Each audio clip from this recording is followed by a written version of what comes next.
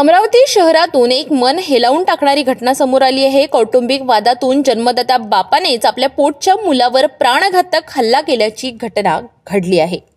सविस्तर माहितीनुसार अमरावती शहरातील गाडगेनगर पोलीस स्टेशनच्या हद्दीत असलेल्या बालाजीनगर परिसरात ही धक्कादायक घटना घडली।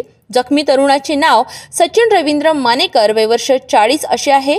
सचिन हा व्यवसायाने इंजिनियर असून मात्र वैवाहिक आयुष्यातील तणाव आणि घटस्फोटानंतर तो नैराश्यात गेला। त्यातून त्याला दारूचे व्यसन जडले। माहितीनुसार गेल्या काही दिवसांपासून सचिन दररोज दारूच्या नशेत आपल्या वृद्ध आईवडिलांशी वाद घालत होता। त्यावरून मानसिक आणि शारीरिक त्रास देत असल्याचे सांगितले जात आहे। घटनेच्या रात्री देखील सचिनने दारूच्या नशेत आईवडिलांना मारहाण करण्यास सुरुवात केली। मुलाच्या रोजच्या त्रासाला कंटाळून आणि संतापाच्या भरात वडील प्राध्यापक रवींद्र मानेकर यांनी घरातील भाजी कापण्याच्या सुऱ्याने सचिनवर सपासप वार केले। या हल्ल्यात सचिन गंभीर जखमी झाला। अतिरक्तस्राव झाल्यामुळे त्याची प्रकृती चिंताजनक असून त्याला तातडीने जिल्हा सामान्य रुग्णालयात दाखल करण्यात आले। सध्या त्याच्यावर आयसीयू मध्ये उपचार सुरू आहेत। घटनेची माहिती मिळताच गाडगेनगर पोलीस स्टेशनचे ठाणेदार यांनी आपल्या पथकासह घटनास्थळी दाखल झाले। तसेच डीसीपी गणेश शिंदे यांनीही रुग्णालयात भेट देऊन परिस्थितीचा आढावा घेतला।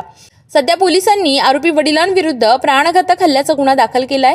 या घटनेमुळे अमरावतीतील सुशिक्षित आणि सुसंस्कृत कुटुंबातही व्यसनाधीनतेमुळे कसा भीषण शेवट होऊ शकतो याचे भयावह चित्र समोर आले आहे।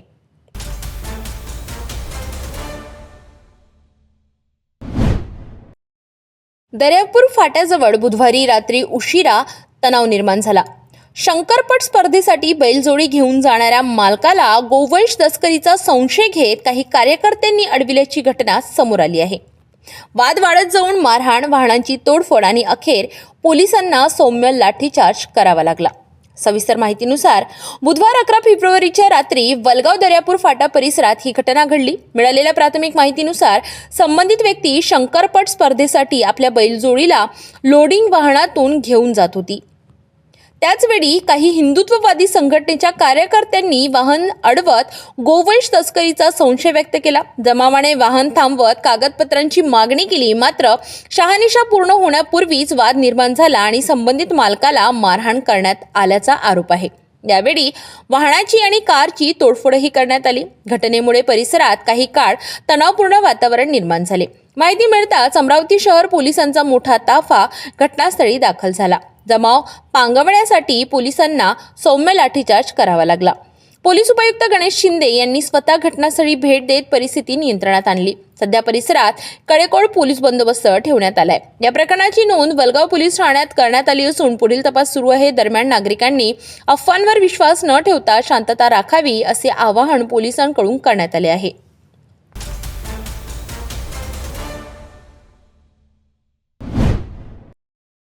अमरावती शहरात अवैध धंद्यांना आळा बसावा यासाठी पोलीस आयुक्त साहेबांनी कडक पावले उचलण्याचे आदेश दिले होते। या आदेशावरून गुन्हे शाखेने गुप्त बातमीदारांकडून मिळालेल्या माहितीनुसार गाडगेनगर पोलीस स्टेशनच्या हद्दीत 2 वेगवेगळ्या ठिकाणी छापे टाकले। पहिली कारवाई तपोवन येथील लुंबिनी नगरमध्ये करण्यात आली। येथे अमर विजय गुडदे नावाचा 40 वर्षीय इसम जुगार चालवताना मिळून आला। त्याच्याकडून 19,010 रुपयांचा मुद्देमाल जप्त करण्यात आला आहे। दुसरी कारवाई नवसारी येथील महात्मा फुले नगरमध्ये झाली। येथे कैलास भाऊराव कोकणे याला ताब्यात घेण्यात आले असून त्याच्याकडून 1,740 रुपयांचा मुद्देमाल जप्त केला आहे। या दोन्ही कारवायांमध्ये एकूण 23,260 रुपयांचा मुद्देमाल पोलिसांनी ताब्यात घेतला असून आरोपींविरुद्ध महाराष्ट्र जुगार कायद्याअंतर्गत गुन्हे दाखल करण्यात आले आहेत।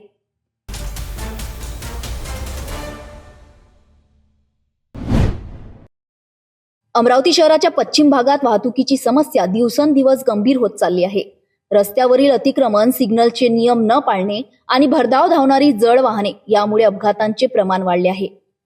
गुरुवारी दुपारी जमील कॉलनी चौकाच्या पुढे अल अजीज फॅक्शन हॉल जवळील टर्निंग पॉइंट जवळ एक भीषण अपघात झालाय।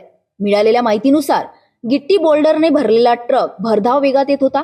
याच दरम्यान 25 वर्षीय मोहम्मद जिशान मोहम्मद जाकीर राहणारा शरीफा मस्जिद रोड हा तरुण ट्रकच्या मागील चाकाखाली आला। अपघात इतका भीषण होता की जिशान याचा जागीच मृत्यू झाल्याची प्राथमिक माहिती आहे। स्थानिक नागरिकांनी तात्काळ त्याला रुग्णालयात दाखल करण्याचा प्रयत्न केला, मात्र डॉक्टरांनी त्याला मृत घोषित केले। या घटनेनंतर परिसरात मोठी खळबळ उडाली असून नागरिकांमध्ये संतापाचे वातावरण आहे।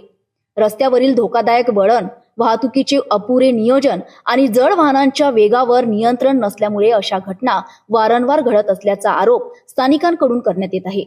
पोलीस घटनास्थळी दाखल झाले असून पुढील तपास सुरू आहे. अभी हम मौजूद है पश्चिम क्षेत्र के जमील कॉलोनी चौक पर।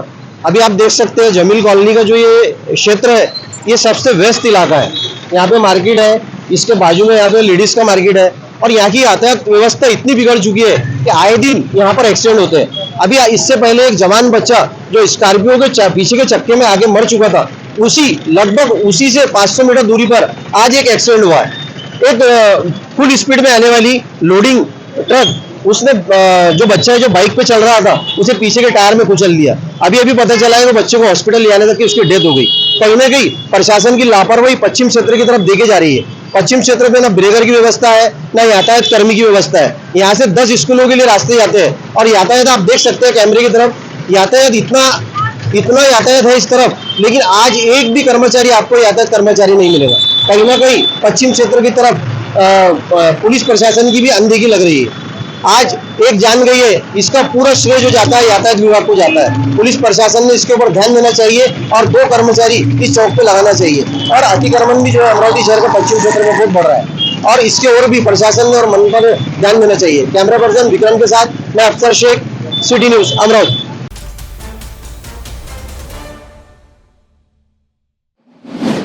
अमरावतीकरांनो, श्वास घेताय की कचऱ्याचा वास घेताय असा प्रश्न विचारण्याची वेळ आता आली आहे. आठवडा झाला, नवीन महापौर आले, उपमहापौर आले, बैठकांचा धडाका झाला, पण अमरावतीचं काय? अमरावती अजूनही कचऱ्याच्या ढिगाऱ्याखाली दबलेलीच आहे. हे चित्र पहा. ही कोणती डम्पिंग ग्राउंडची जागा नाही, तर ही अमरावतीतील नामांकित ठिकाणे आहेत. होली क्रॉस शाळेचा परिसर असो वा खापर्डे बगीचा, जिथे सरस्वतीचे मंदिर आहे तिथेच कचऱ्याचा खच पडला आहे. स्वच्छ अमरावतीचे स्वप्न दाखविणाऱ्या महापौरांच्या स्वतःच्या कॉलेज रोड प्रभागातच जर कचऱ्याचे ढीग असतील तर उर्वरित शहराचे काय? महापौर श्रीचंद तेजवानी पदभार स्वीकारल्यावर दुसऱ्याच दिवशी तुम्ही अधिकाऱ्यांची बैठक घेतली. अभिनंदन. पण साहेब, बैठकीतल्या फाईल स्वच्छ झाल्या, रस्ते कधी होणार? डेपो रोड आणि हमालपुरा रोडवरच्या दुर्गंधीने नागरिक त्रस्त आहेत. कागदावर तुमची यंत्रणा सज्ज आहे, पण जमिनीवर शून्य. हजेरीवर 100% कर्मचारी, रस्त्यावर फक्त 20%. कुठे आहेत बाकीचे सफाई कर्मचारी? स्वच्छता अधिकारी एसी कॅबिन सोडून वास्तवात कधी उतरणार? जनजागृती फक्त नागरिकांसाठीच का? प्रशासनाला शिस्त कधी लागणार? महापौरांना आता आपल्याच प्रभागातून स्वच्छतेचा श्री गणेशा करावा लागणार आहे. रामपुरी कॅम्प मधील नाल्यात तुडुंब भरले आहेत. कचरा कुंडी रस्त्यावर आली आहे. आयुक्त साहेब, केवळ दंडात्मक कारवाई करून चालणार नाही, तर तुमच्या यंत्रणेला कामाला लावावे लागेल. नागरिकांच्या सहनशीलतेचा अंत पाहू नका, अन्यथा हेच नागरिक आता तुम्हाला दारावर धरल्याशिवाय राहणार नाहीत. आता घोषणा नकोत, प्रत्यक्ष कृती हवी आहे. अमरावतीची जनता विचारतेय, आमचं शहर स्वच्छ होणार की घोषणांच्या ढिगाऱ्याखाली असंच गाडलं जाणार? कामगार विरोधी 4 श्रम संहितांच्या अंमलबजावणी विरोधात देशातील सर्व केंद्रीय कामगार संघटनांनी 12 फेब्रुवारी 2026 रोजी देशव्यापी संपाची घोषणा केली होती. त्यानुसार अमरावती येथे जिल्हाधिकारी कार्यालयावर मोर्चा काढून पंतप्रधानांच्या नावे निवेदन देण्यात आले.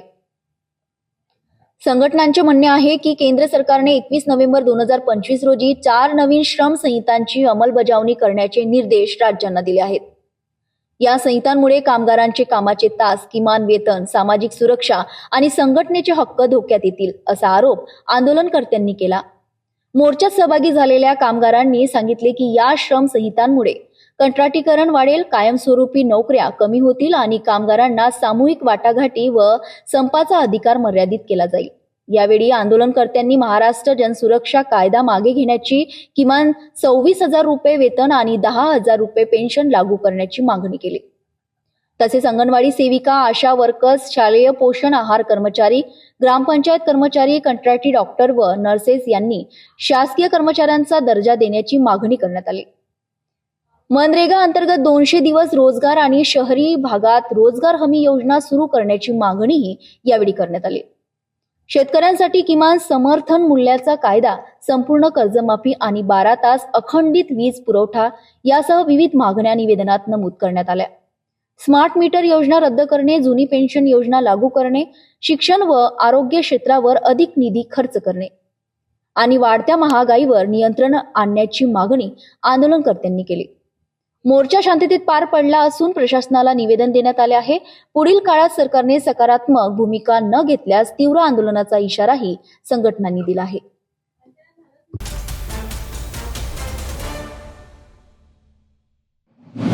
अमरावती जिल्हा परिषदेच्या जलसंपदा व लघु पाटबंधारे विभागामार्फत राबविण्यात येणाऱ्या ई-निविदा प्रक्रियेवर प्रश्नचिन्ह उपस्थित झाले आहे. 18 ऑक्टोबर 2023च्या शासन निर्णयानुसार समकक्ष सममूल्य काम ही अट केवळ 1.5 कोटी ते 5 कोटी आणि त्यावरील कामांसाठी लागू आहे. मात्र प्रत्यक्षात 1.5 कोटी व त्याखालील कामांसाठी देखील ही अट लावण्यात येत असल्याचा आरोप करण्यात आला आहे. यामुळे अनेक पात्र निवेदनदारांना अपात्र ठरविण्यात येत असल्याची शक्यता व्यक्त करण्यात आली आहे. संबंधित संस्थांनी याबाबत मुख्य कार्यकारी अधिकारी जिल्हा परिषद अमरावती यांच्याकडे लेखी तक्रार सादर केली आहे. तक्रारीत असेही नमूद करण्यात आले आहे की 10 लाख रुपयांच्या आतील मंजूर संस्थांची कामे समितीमार्फत देणे अपेक्षित असताना नियमांना डावलून ऑफलाईन पद्धतीने कामे लावून ती मॅनेज केली जात आहेत. याशिवाय खुल्या प्रवर्गातील तसेच सुशिक्षित बेरोजगारांसाठी असलेल्या कामांमध्येही मोठ्या प्रमाणावर अनियमितता झाल्याचा आरोप करण्यात आला आहे. सर्व कामांच्या बीड कागदपत्रांची चौकशी करण्याची मागणी करण्यात आली आहे.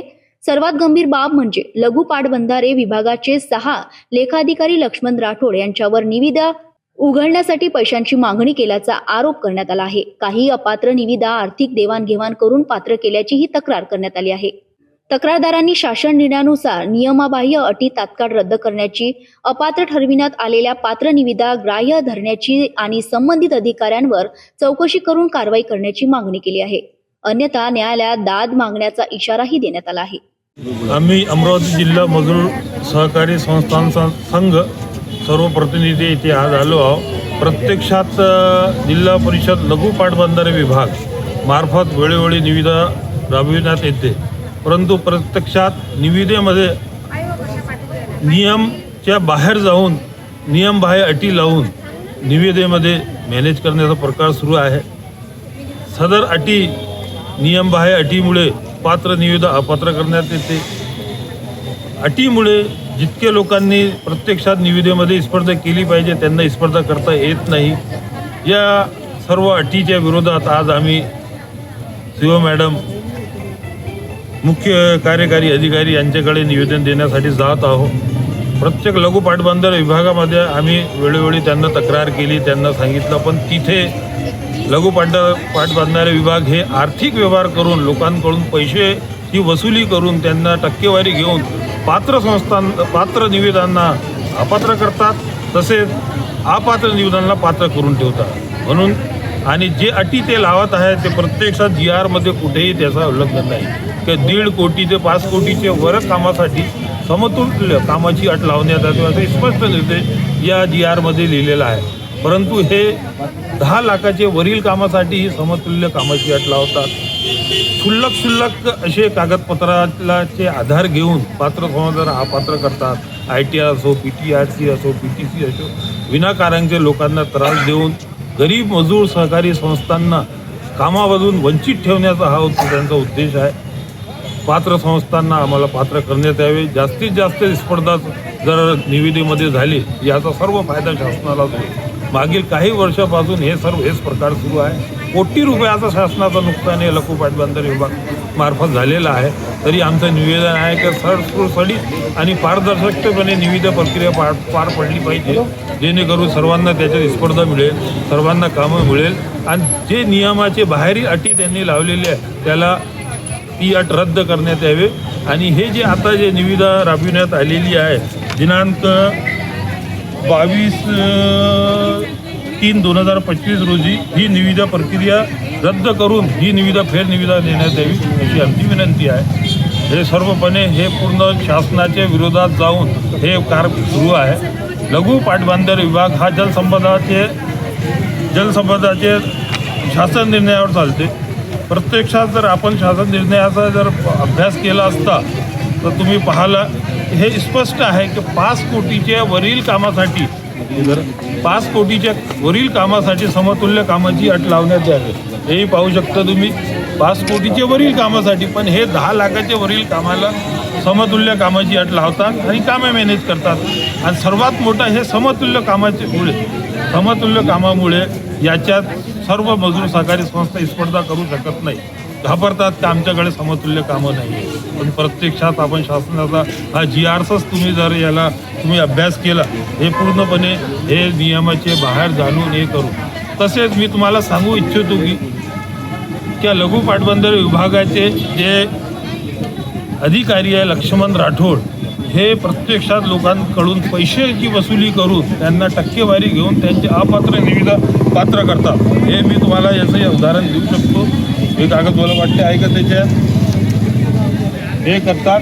आणि फक्त हेच त्यांचं आहे की आम्हाला तुम्ही हे द्या, आम्हाला टक्केवारी पैसे द्या, देवाणघेवाणचा आर्थिक व्यवहार करा तर तुमची निविदा पात्र होईल. हे पहा, ही निविदा आहे. ही निविदेमध्ये हे आपल्याला स्पष्ट दिसेल, हे पॉईंट मारलेला आहे. हे माणसाचा हा निविदा अपात्र होणार होती, पण याच्याकडून पैशाचा व्यवहार करून यालाच याची निविदा पात्र करून प्रत्येक याच्यात हेच सुरू आहे. समतुल्य कामाची नियम बाह्य अट आहे. शासनाने कुठेही हे अटाची कुठेही नियम दिलेला नाही आहे. नियम 5 कोटीचे वरील कामापर्यंतचे आहे.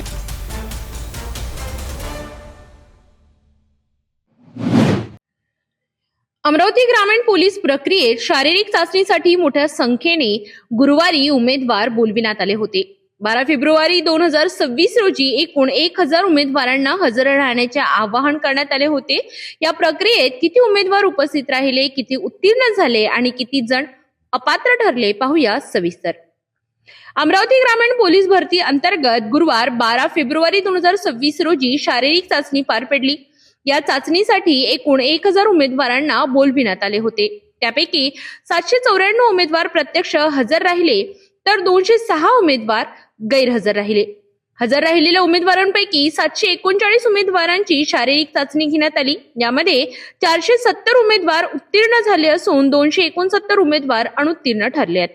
तसेच शारीरिक मोजमापामध्ये 53 उमेदवार अपात्र ठरले. कागदपत्र पडताळणी दरम्यान 2 उमेदवार अपात्र घोषित करण्यात आले. संपूर्ण प्रक्रिया पोलीस प्रशासनाच्या देखरेखीखाली शिस्तबद्ध पद्धतीने पार पडली. पुढील टप्प्यासाठी पात्र ठरलेल्या उमेदवारांना प्रशासनाकडून लवकरच सूचना देण्यात येणार असे सांगण्यात आले. अशा प्रकारे अमरावती ग्रामीण पोलीस भरतीतील आजची ही शारीरिक चाचणी प्रक्रिया पार पडली.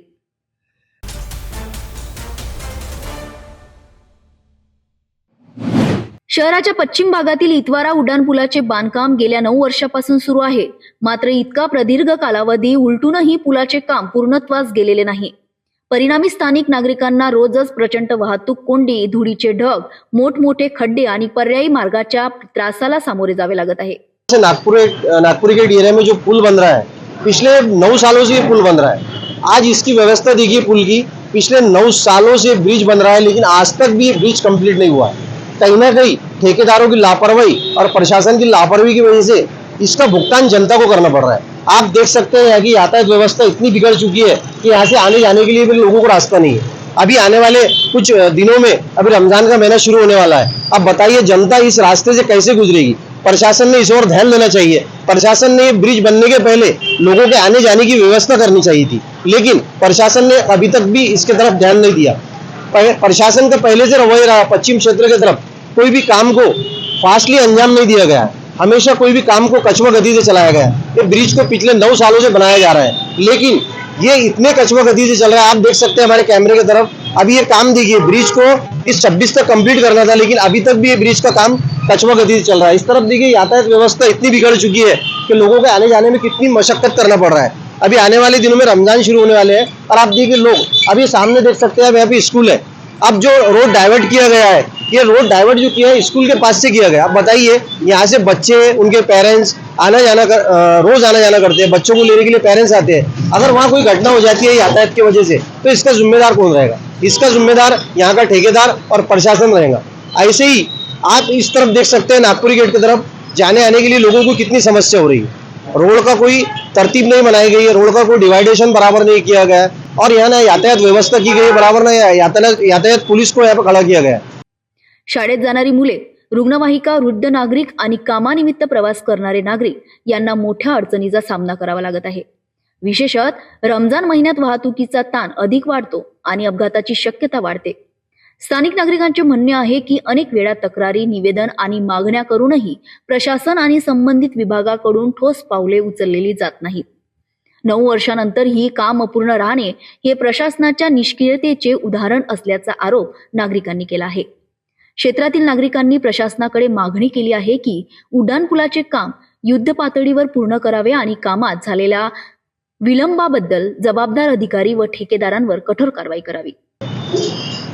अभी आप देख सकते हैं मौजूद है नागपुरी गेट जो इतवारा से उड़ान पुल बन रहा है, हम वहाँ मौजूद है. अभी हम आपको दिखाएंगे इस पुल की जो स्थिति है. पिछले 9 सालों से ये पुल बन रहा है. ये अमरावती शहर का इसे हम 9वां अजूबा कहेंगे. इस ब्रिज को बनाने में पूरे 9 साल गुजर चुके हैं और यहाँ की यातायात व्यवस्था इतनी बिगड़ चुकी है कि आने जाने वालों के लिए चलना मुश्किल हो चुका है. अभी देखिएगा, अभी आने वाले रमज़ान है सामने. इस वक्त डिवाइडेशन किया हुआ है रोड का.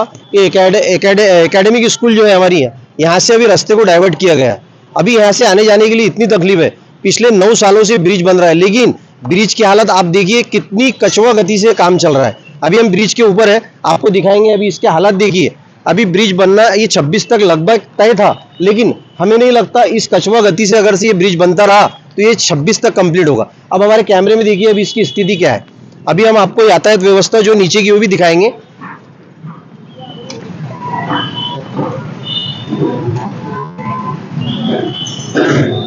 आप देख सकते हैं हमारे कैमरे के अंदर ये जो काम चल रहा है अभी कितने कछुआ गति से चल रहा है.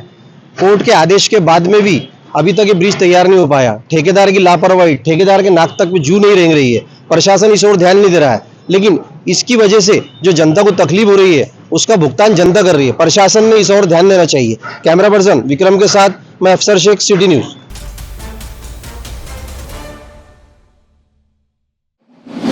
मराठी पत्रकार परिषदेशी संलग्न असलेल्या अमरावती जिल्हा मराठी पत्रकार संघाच्या वतीने 14 फेब्रुवारी रोजी शनिवारी सायंकाळी 4:30 वाजता श्री हनुमान व्यायाम प्रसारक मंडळाच्या स्वर्गीय सोमेश्वर पुसदकर ऑडिटोरियम येथे भव्य पत्रकारिता पुरस्कार वितरण सोहळा आयोजित करण्यात आला आहे. अमरावती जिल्ह्यातील सर्वात मोठी पत्रकार संघटना म्हणून ओळख असलेल्या या संघटनेतर्फे दरवर्षी पत्रकारिता क्षेत्रात उल्लेखनीय कार्य करणाऱ्या पत्रकारांचा सन्मान करण्यात येतोय. यंदाही विविध स्तरांवरील पुरस्कारांचे वितरण मान्यवरांच्या हस्ते होणार आहेत. या कार्यक्रमाच्या अध्यक्षस्थानी संघटनेचे अध्यक्ष अनिल अग्रवाल असणार असून प्रमुख अतिथी म्हणून अमरावती लोकसभा खासदार बळवंत वानखडे आणि राज्यसभा खासदार डॉक्टर अनिल बोंडे उपस्थित राहणार आहेत. तसेच जिल्हाधिकारी आशिष शेरेकर, पोलीस आयुक्त राकेश ओला आणि सकाळचे समूह संपादक राहुल गडबाले यांची विशेष उपस्थिती राहणार आहे. या वर्षीच्या स्वर्गीय दादासाहेब काळमेघ राज्यस्तरीय पत्रकारिता जीवन गौरव पुरस्कार दैनिक देशोन्नतीचे संपादक प्रकाश पोहरे यांना प्रदान करण्यात येणार आहे. 30 वर्षांची प्रदीर्घ सेवा आणि राजकीय, पर्यावरण तसेच शेतकरी विषयांवरील अभ्यासपूर्ण लिखाणाकरिता त्यांना हा सन्मान दिला जात आहे. या पुरस्काराचे स्वरूप 41,000 रुपये रोख, सन्मान चिन्ह, शाल आणि श्रीफळ असे आहे.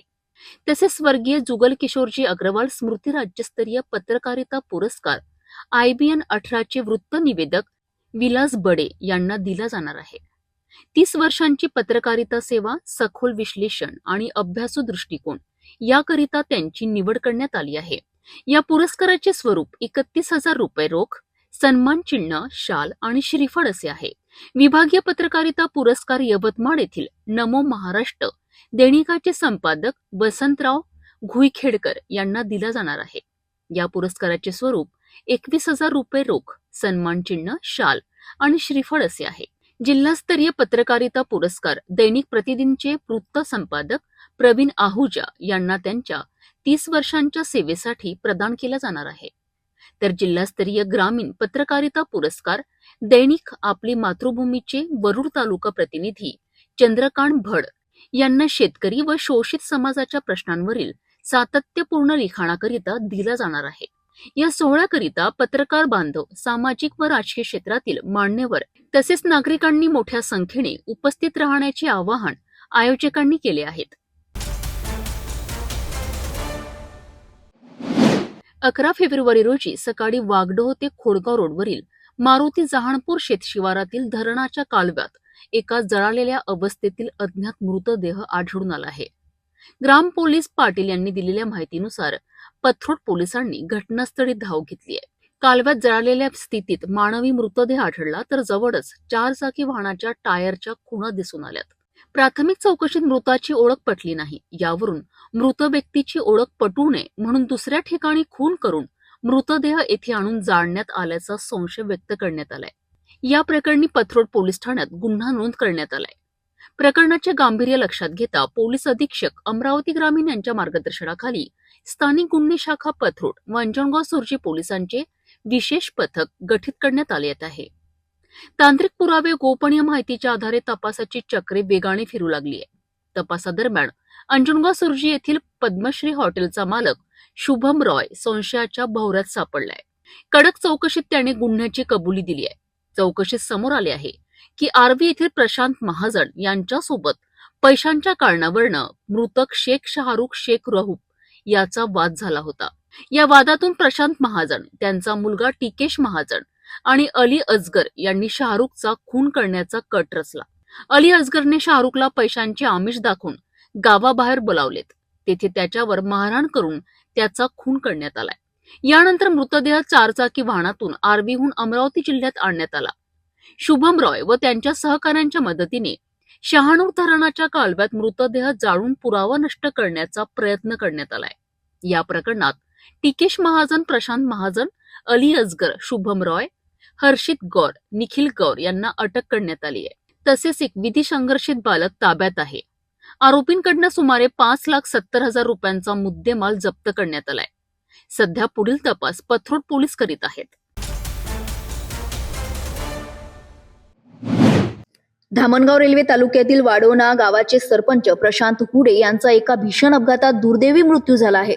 ही घटना कुऱ्हा परिसरात घडली. मिळालेल्या माहितीनुसार प्रशांत हुडे यांनी आपल्या मुलाला 12वीच्या परीक्षेसाठी अंजनसिंगी येथील शाळेत सोडले होते. त्यानंतर ते एका नातेवाईकांसोबत कुऱ्हा येथे शंकरपट पाहण्यासाठी गेले होते. दरम्यान त्यांच्या शाईन दुचाकीला समोरून येणाऱ्या मालवाहतूक 4 चाकी वाहनाने जोरदार धडक दिली. धडक इतकी भीषण होती की प्रशांत हुडे यांचा जागीच मृत्यू झाला. या अपघातात सोबत असलेला एक युवक गंभीर जखमी झाला असून त्याला प्राथमिक उपचारानंतर पुढील उपचारासाठी अमरावती येथे रेफर करण्यात आले आहे. घटनेची माहिती मिळताच कुऱ्हा पोलिसांनी तात्काळ घटनास्थळी धाव घेत पंचनामा केला. मृतदेह शवविच्छेदनासाठी धामणगाव रेल्वे येथील ग्रामीण रुग्णालयात पाठविण्यात आला आहे. या दुर्दैवी घटनेमुळे वाडोना गावात आणि परिसरात हळहळ व्यक्त केली जात असून सर्व स्तरातून शोक व्यक्त केला जात आहे.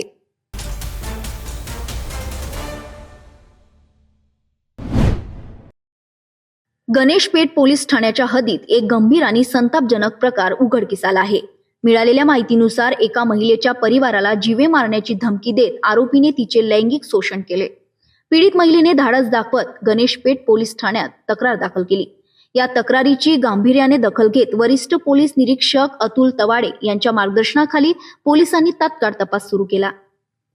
12 फेब्रुवारी रोजी दुपारी 4 वाजताच्या सुमारास आरोपीला अटक करण्यात आली. आरोपी विरुद्ध संबंधित कलमान्वये गुन्हा दाखल करण्यात आला असून पुढील तपास सुरू आहे. वरिष्ठ पोलीस निरीक्षक अतुल तवाडे यांनी नागरिकांना आवाहन केले आहे की अशा प्रकारच्या घटनांमध्ये भीती न बाळगता तात्काळ पोलिसांशी संपर्क साधावा.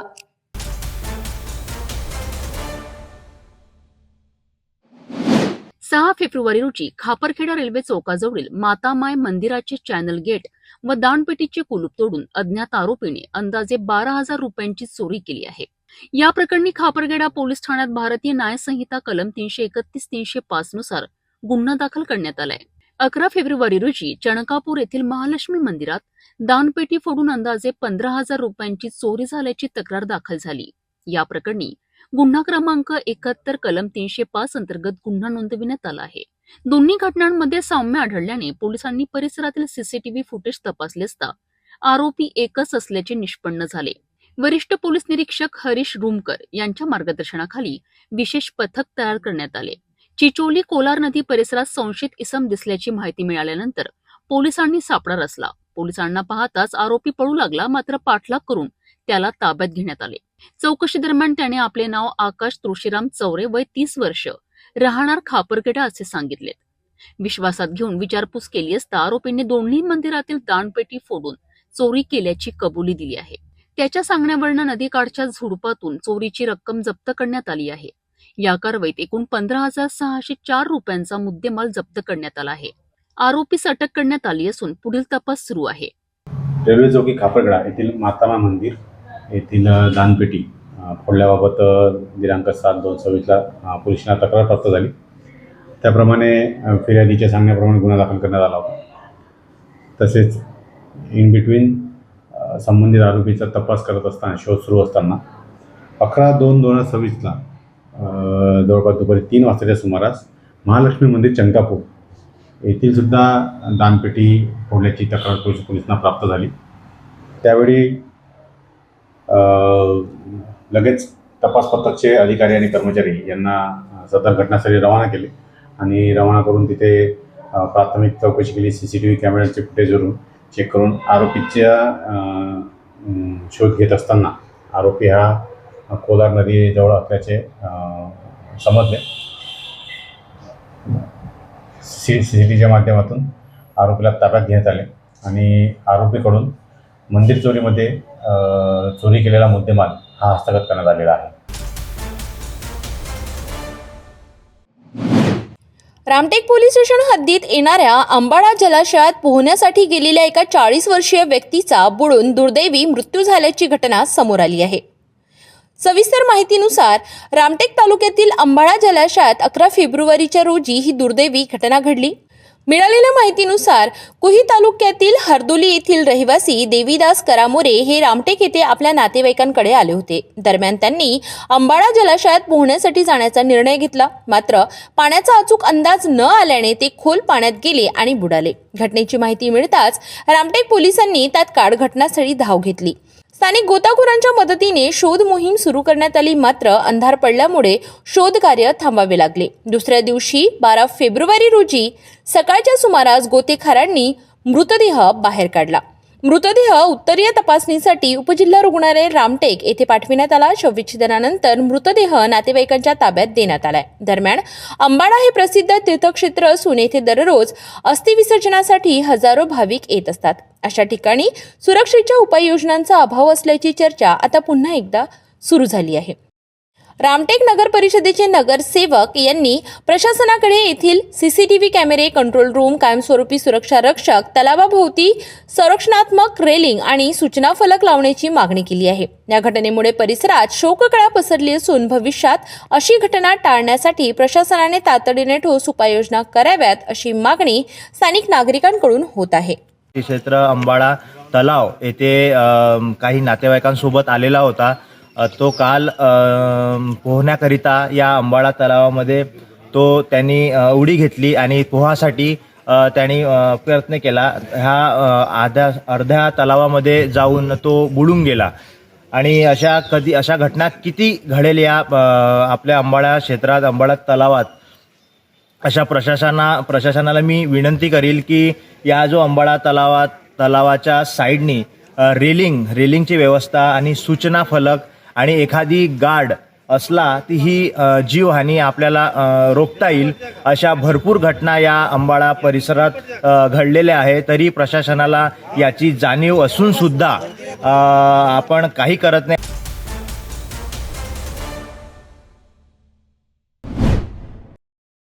विदर्भाला हादरवणारी एक धक्कादायक घटना समोर आली आहे. देवदूत म्हणून ओळखल्या जाणाऱ्या एका डॉक्टरनेच उपचाराच्या नावाखाली 10 दिवसांच्या चिमुकलीची तब्बल 3 लाख रुपयात विक्री केल्याचा आरोप आहे. सविस्तर माहितीनुसार भंडारा गोंदिया जिल्हा वैद्यकीय क्षेत्राला हादरवणारी ही घटना. गोंदियातील बालाजी हॉस्पिटलचे डॉक्टर नितेश बाजपेयी यांच्यावर 10 दिवसांच्या मुलीची विक्री केल्याचा गंभीर आरोप आहे. माहितीनुसार एका दाम्पत्याने आपल्या नवजात मुलीला उपचारासाठी बालाजी हॉस्पिटलमध्ये दाखल केले होते. उपचार खर्च जास्त होईल अशी भीती पालकांना दाखविण्यात आली. त्यानंतर नागपूरच्या एका स्वयंसेवी संस्थेमार्फत मोफत उपचार होतील असे सांगून डॉक्टरांनी बाळ पालकांकडून आपल्या ताब्यात घेतले. मात्र प्रत्यक्षात या चिमुकलीला भंडाऱ्यातील पांढराबोडी गावातील एका महिलेला 3 लाख रुपयात विकल्याचे तपासात उघड झाले आहेत. महिला व बालविकास विभागाला मिळालेल्या गोपनीय माहितीच्या आधारे पोलिसांनी तातडीने कारवाई केली. घटनास्थळी पोहोचल्यावर संबंधित महिलेने बाळासह पळ काढण्याचा प्रयत्न केला, त्यामुळे संशय अधिक बळावला. पोलिसांनी बाळाला सुरक्षित ताब्यात घेतले. तपासादरम्यान 3 लाखांपैकी 1 लाख रुपये रोख, 1 लाखांचा धनादेश संबंधित महिलेच्या खात्यात जमा आणि उर्वरित 1 लाख रुपये 5 फेब्रुवारीला देण्याचे ठरले होते, अशी माहिती समोर आली आहे. या प्रकरणी पोलिसांनी संबंधित महिलेला अटक केली आहे. मुख्य आरोपी डॉक्टर नितेश बाजपेयी आणि इतर 3 आरोपी सध्या फरार असून त्यांचा शोध घेण्यासाठी पोलिसांची पथके रवाना करण्यात आली आहे. विदर्भभरात या घटनेने संतापाची लाट उसळली असून यामागे मोठे रॅकेट आहे का याचाही तपास सुरू आहे. उपचाराच्या नावाखाली बाळांची विक्री हा प्रकार संपूर्ण समाजाला हादरवणारा आहे. महिला आणि बालविकास विभागाअंतर्गत असलेल्या हेल्पलाईनवरती दिनांक 2 तारखेला एका भंडारा जिल्ह्यातील रहिवासी असलेल्या महिलेने अंदाजे 10 दिवसाची बालिका तिच्या घरी आणले असल्याचे तक्रारीमध्ये सांगितले असल्याने कार्यालयातील चमूकडून त्या महिलेच्या घरी भेट देण्यात आली. सदर भेटीवेळी त्या महिलेकडे ते बाळही आढळून आले. अधिक माहितीकरिता व त्यांनी केलेल्या कारवाईची शहानिशा करण्याकरिता त्यांना कार्यालयात बोलावले असता त्यांच्याकडून कुठलेही सहकार्य प्राप्त झालेले नाही.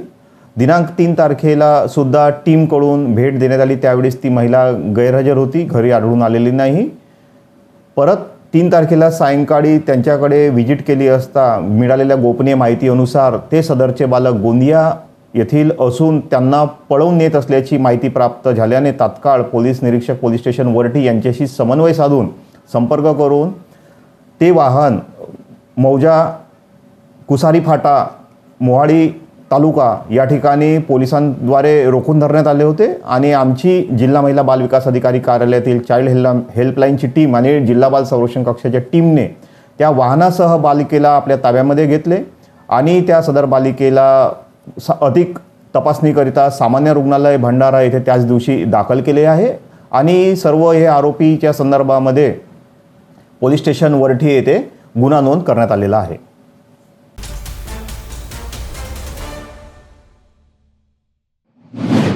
नांदेड जिल्ह्यातील मुदखेड तालुक्यातील डोंगरगाव येथे शेतकरी देविदास मोहन केदारे यांच्या कुक्कुटपालन शेडला अचानक आग लागली. प्राथमिक माहितीनुसार शेडवरून विद्युत वितरण कंपनीचे तार गेली होती. गावातील डीपीवर फॉल्ट झाल्यानंतर तारांचा परस्पर घर्षण होऊन शॉर्ट सर्किट झाले आणि त्यातून ही आग लागल्याचे सांगितले जात आहे. आग इतकी भीषण होती की काही क्षणातच संपूर्ण कुक्कुटपालन शेड आगीच्या भक्ष्यस्थानी पडले. या दुर्घटनेत सुमारे 1000 कोंबडी पिल्ले जळून खाक झाले. याशिवाय ट्रॅक्टर शेडमधील विविध साहित्य देखील पूर्णपणे जळून गेले आहे. या आगीत शेतकरी देविदास केदारे यांचे अंदाजे 5 लाख रुपयांचे नुकसान झाल्याचा प्राथमिक अंदाज व्यक्त केला जात आहे. घटनेनंतर परिसरात हळहळ व्यक्त होत असून शेतकऱ्याने शासनाकडे तातडीने पंचनामा करून आर्थिक मदत देण्याची मागणी केली आहे. इथं देविदास केदारे आमच्या बंधूचा पोल्ट्री फार्म आहे आणि काल अचानक शॉर्ट सर्किटला झाल्यामुळं MACBचा तार बाजूला आहे, त्याच्यामुळं वरी शॉर्ट सर्किट झालं आणि त्याच्यामुळे या आमच्या शेडला आग लागली आणि त्या आगीमध्ये पूर्ण जवळपास 1000 पिले कोंबड्याचे, त्याचे आणलेलं खाद्य आणि ह्या ट्रॅक्टरला सुद्धा आग लागली आणि इतर साहित्य फाळ्या होत्या, याच्यामध्ये हे आहे, फ्रीज आहे, लाईट आहेत, असं पूर्ण जवळपास मिळून 4 ते 5 लाख रुपयाचे नुकसान झालेलं आहे. काय मागणी काय मागणी काय आमचं एवढंच म्हणणं आहे की शासनाकडे हे जे काय आमचं नुकसान झालेलं आहे त्याची आम्हाला भरपाई द्यावी, आम्हाला काही शासनाकडून मदत व्हावी. MACBचे इंजिनियर साहेब आले होते, तसेच पोलीस स्टेशनचे PI साहेब आले होते, मंटाळे साहेब, आणि तलाठी साहेब येऊन यांनी सुद्धा पंचनामा केलेला आहे सदर या घटनेचा, या स्पॉटचा. तर आम्ही शासनाकडे म्हणजे MACBला तशी विनंती अर्ज दिलेला आहे की बाबा आम्हाला या झालेल्या आमच्या नुकसानीची भरपाई देण्यात यावी. किती होते पिल्ले? पिल्ले याच्यामध्ये 1000 पिल्लू होतं, जवळपास 70-80 हजार रुपयाचे पिल्ले आणि जवळपास 8-9 क्विंटल खाद्य होतं, इतर साहित्य होतं, तर ट्रॅक्टरचे काही सामान होतं, ट्रॅक्टरच्या टॉपला जळाला, त्याचं सुद्धा खूप नुकसान झालेलं आहे. त्या अंदाजे 4 ते 5 लाख रुपयाचं नुकसान झालेलं आहे. तर आमचं म्हणणं आहे की शासनाला आम्हाला हे झालेलं जे नुकसान आहे त्याची तात्काळ आम्हाला मदत शासनानं करावी.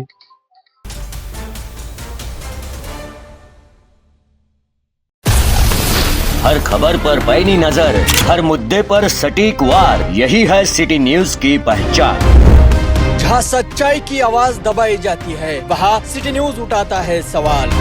हर स्क्रीन पर, हर प्लेटफॉर्म पर हमारी मौजूदगी बोलती है। सिटी न्यूज हमेशा सच के साथ।